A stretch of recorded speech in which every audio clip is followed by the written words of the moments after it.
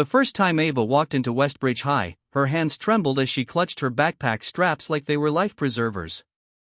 New town. New school. No friends. Her anxiety wasn't just some nervous flutter, it was the kind that wrapped around her chest like barbed wire, making every step feel heavier than the last. But she had promised her mom she would try. Just get through the first week, she whispered to herself. Then maybe it gets better. But it didn't. The students at Westbridge weren't cruel at first, just curious. But curiosity quickly turned to ridicule when Ava stuttered during her introduction in English class. Or when she flinched at loud noises. Or when she sat alone at lunch. The whispering started. Then came the mimicking. Soon enough, she had a new nickname, Twitch. None were as relentless as a boy named Chad. Loud. Popular. Always surrounded by his loyal crew Brandon, Mia, and Lexi. To them, Ava was nothing more than their entertainment. Hey Twitch, did your mom pack you anxiety for lunch? Chad would yell across the cafeteria, laughing as others joined in. Every day, Ava counted the hours until she could go home. Her heart thudded against her ribs like it wanted out. She cried silently most nights, questioning why life kept putting her through this. But what no one at school knew was that Ava wasn't as weak as she seemed. Back in her old town, before her dad passed away and everything changed, she'd been a dedicated judo student. Her father, a black belt himself, had trained her since she was little, not just in technique, but in discipline, balance, and self-worth. After his death, she'd stopped practicing. Stopped everything. But his words had stayed with her. Real strength isn't loud, Ava. It listens. It breathes. And it waits. On Friday, the bullying peaked. It was gym class. The coach was running late, and the students were unsupervised for a few minutes. That was enough time for Chad to make Ava his target again.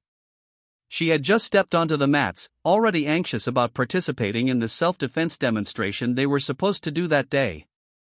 Well, Chad said, swaggering toward her, the rest of his crew watching like it was a show.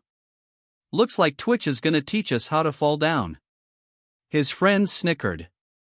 Ava said nothing, eyes fixed on the floor, trying to control her breathing. But Chad wasn't finished. He reached out and flicked her forehead. Come on, show us what you've got. You scared? Gonna cry again? Then he tried to poke her shoulder, and that's when something inside Ava snapped, but not in anger. It was more like a door opening. Ava's hands moved before her thoughts did.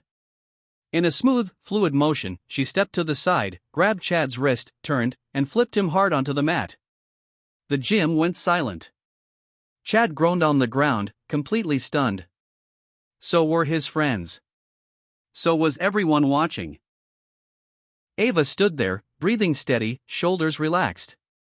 Not cocky. Not apologetic. Just calm.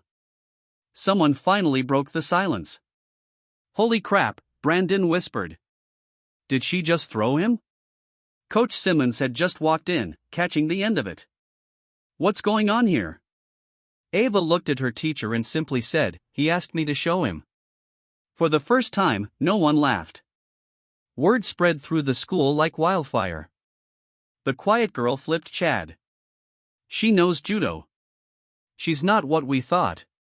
But more importantly, something shifted in Ava, not just how others saw her, but how she saw herself. She didn't walk through the halls like a ghost anymore. She didn't look at the floor. She didn't hide behind her hair. And while she still had anxiety, because that doesn't just vanish, she'd found something deeper. Strength. Confidence. A reminder that she wasn't broken, just bruised. And healing. Weeks later, a younger student nervously sat next to her at lunch and whispered, "Is it true you took down Chad?" Ava smiled softly.